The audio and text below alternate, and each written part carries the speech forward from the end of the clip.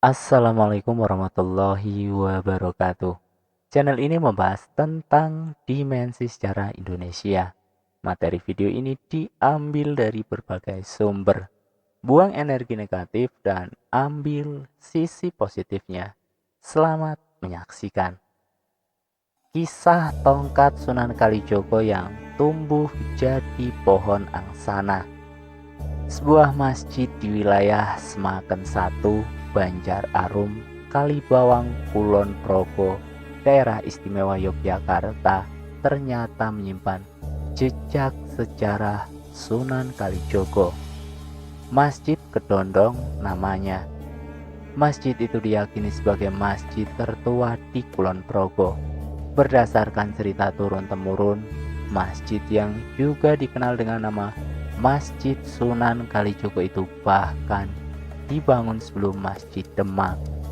Takmir Masjid Kedondong, Solihuddin Qasim mengatakan masjid ini merupakan peninggalan dari Sunan Kalijogo yang menyebarkan agama Islam waktu itu. Dalam pengembaraan itu, ia beristirahat di dekat Sungai Tinalah yang berada di sebelah barat masjid. Saat itulah Sunan Kalijogo meminta muridnya yang bernama Adipati Terung untuk membangun masjid. Sunan Kalijogo menandai lokasi dengan menancapkan tongkatnya untuk dibangun masjid. Sunan Kalijogo memerintahkan untuk membangun masjid. Setelah itu memberikan tanda seperti tongkat untuk didirikan bangunan itu. Lalu Sunan Kalijogo melanjutkan perjalanannya ke Demak. Ujar Qasim, Selasa 6 Juni 2017 lalu. Qasim mengatakan setelah mendapat perintah dari Sunan Kalijogo itu, lalu Adipati Terung meneliti tanda tahu tetengar atau pembangunan dari Sunan Kalijogo. Setelah diteliti, tongkat itu dekat dengan sungai. Ia lalu berpikir masjid ini nanti bisa terkikis oleh sungai Tinalah tersebut. Oleh Adipati Terung, tanda itu digeser agak ke timur sekitar 100 meter dari tetengar. Bangunan masjid itu akhirnya didirikan tidak sesuai anjuran Sunan Kalijogo. Lalu ketika Sunan Kalijogo kembali ke sini, ia kecewa karena tidak sesuai dengan perintahnya. Masjid belum selesai dan belum diberi atap. Kok bodoh temen, opo wis tak tetenger ora dilakokne, masjid ora dikai tutup utawa atap.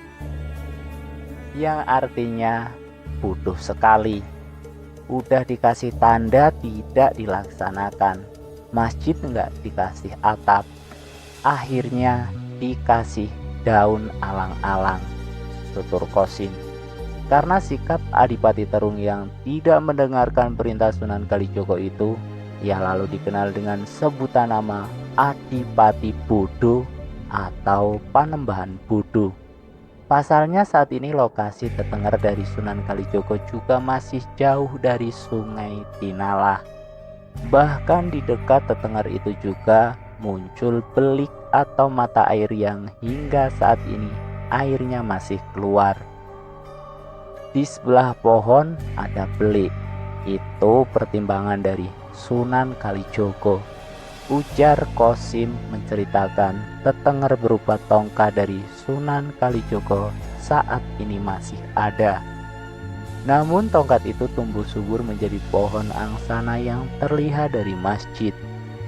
Tanda itu masih dan tumbuh menjadi pohon angsana dan subur di sebelah barat masjid, ujarnya. Sekian, salam Rahayu.